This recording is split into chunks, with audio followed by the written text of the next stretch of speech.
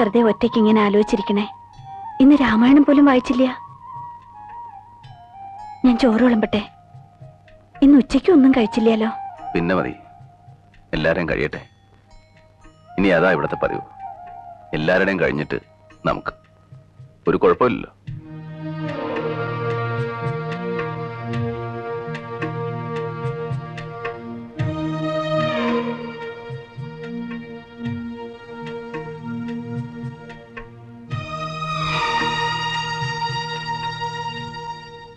ശോഭയ്ക്ക് വലിയ വിഷമായി. ഓ, അത് സാരല്ല, ഞാനത് മറന്നു. സുധ വളരെ മോശമായിട്ട് അവളോട് സംസാരിച്ചു.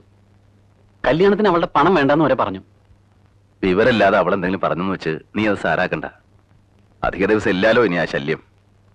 പക്ഷേ ശോഭ അത് വളരെ സീരിയസ് ആയിട്ടാണ് എടുത്തിരിക്കണേ. അവൾക്ക് അച്ഛനോട് ചോദിക്കാതെ ഇനി ഒന്നും ചെയ്യാൻ പറ്റില്ല എന്നാ പറയണേ. എന്ത് ചോദിക്കാതെ?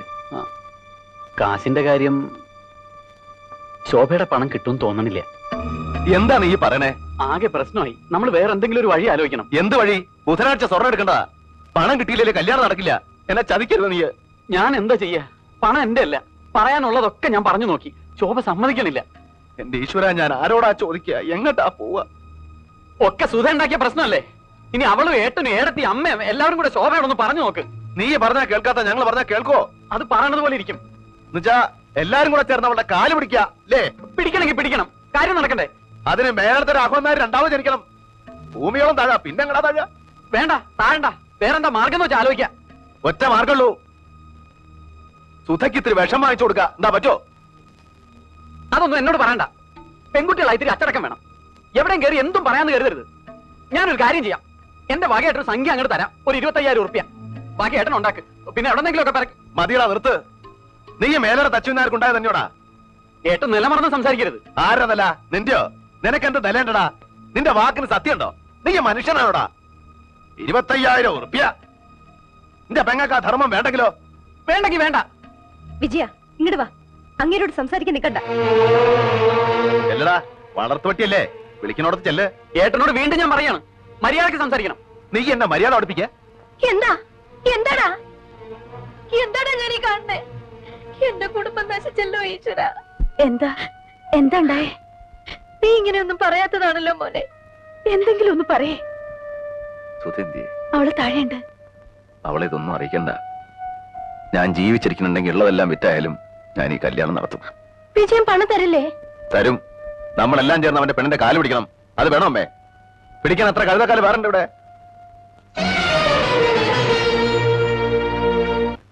നിങ്ങളിനി ഒരു കാര്യത്തിനും വരരുതെന്ന് കരുതിയതാ. എന്നാലും നിങ്ങൾ എല്ലാവരും ആവശ്യപ്പെട്ട നിലയ്ക്ക് വന്നു. നീ ഞാനെന്താ ചെയ്യണ്ടേ? എന്തായാലും നമ്മുടെ കുടുംബത്തെ മൂത്ത കാരണം ഒരു വല്യമാമ തന്നെയാണ്. വല്യമാമ ഒന്ന് ആലോചിച്ച് നോക്ക്. എന്റെ കല്യാണം കഴിഞ്ഞിട്ട് 8 കൊല്ലായി. എനിക്ക് എന്താ തന്നറിയാലോ?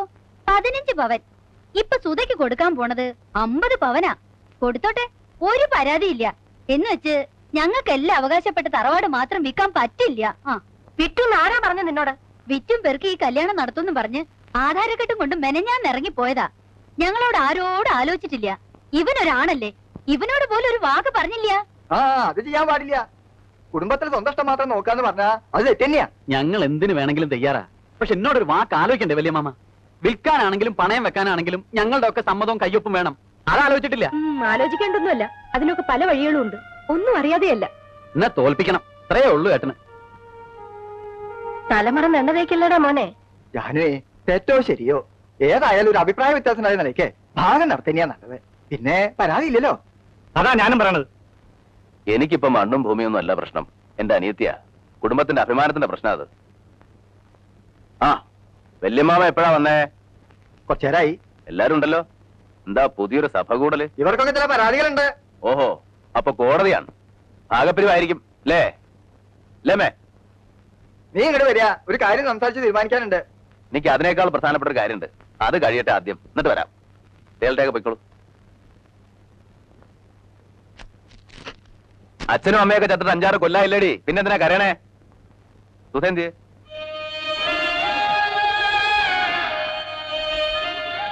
ഇവളുടെ മുഖം എന്താ വല്ലാണ്ടിരിക്കണേ? അവള് കരച്ചില് തന്നെയാ. കുടുംബത്ത് കലഹം ഉണ്ടാക്കിയിട്ട് ഈ കല്യാണം നടത്തണ്ടെന്നാ പറയണേ. ഒറ്റ വീക്കിയാൻ വെക്കും. കുടുംബത്തെ കാര്യമൊന്നും നീ നോക്കണ്ട. നീ നിന്റെ കുടുംബം ഉണ്ടാവുമ്പോ നോക്കിയാ മതി. വല്യേട്ടനെ എല്ലാരും ഒറ്റപ്പെടുത്തും. വല്യേട്ടനെ എല്ലാവർക്കും ഒറ്റപ്പെടുത്താം. പക്ഷെ വല്യേട്ടൻ ഒറ്റപ്പെടാൻ വയ്യല്ലോ. അതല്ലേ വല്യേട്ടന്റെ കുരുക്ക്. ദാ, എല്ലാം ഉണ്ട്. പക്ഷെ 50 പവനില്ല. എന്ന് വെച്ച് കല്യാണം നടക്കാണ്ടിരിക്കാൻ പോണില്ല. നിനക്ക് അത്യാവശ്യമുള്ള പൊന്നുണ്ട്. ബാക്കി പൊന്നിന്റെ സമാധാനം ഏട്ടൻ ചെയ്തു. ദാ പോരെ.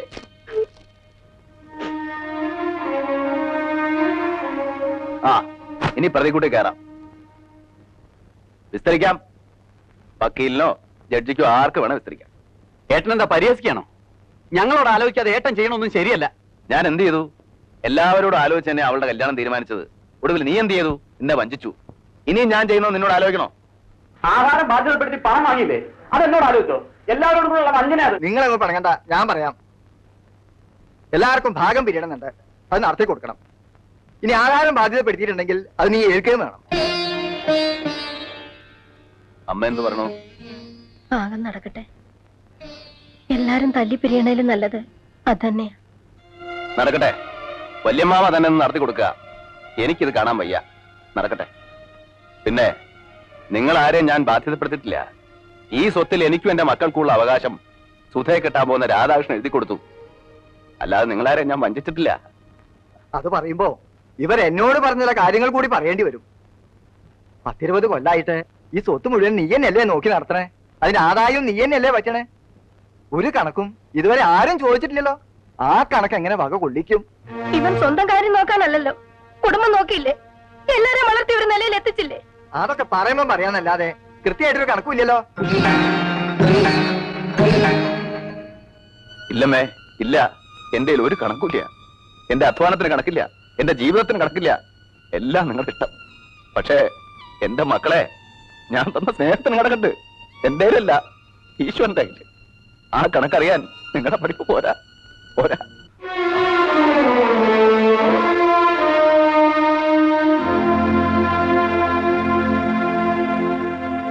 സാരല്ലമ്മേ, വിധിയാണ്. അത് അനുഭവിക്കണം. മാലതി, പുറപ്പെടാൻ ഒരുങ്ങിക്കോളൂ. എങ്ങോട്ടാന്നറിയില്ല. പോണം. ഇനി എന്റെ ആവശ്യമില്ല ഇവിടെ. ഞാൻ ആരുമല്ല ഇവിടെ. ഞാനും വരുന്നിന്റെ കൂടെ. അമ്മയ്ക്ക് വരാം. പക്ഷേ ഇപ്പോഴല്ല, ഒരിക്കൽ. അപ്പൊ അമ്മയുടെ വേണം. അല്ലെങ്കിൽ ശോഭ ഒറ്റയ്ക്കാവില്ലേ? അമ്മ സമാധാനിക്കും. ഒക്കെ ശരിയാവും. വേഗം വേണം. ഇനി ഒട്ടും വൈകണ്ട.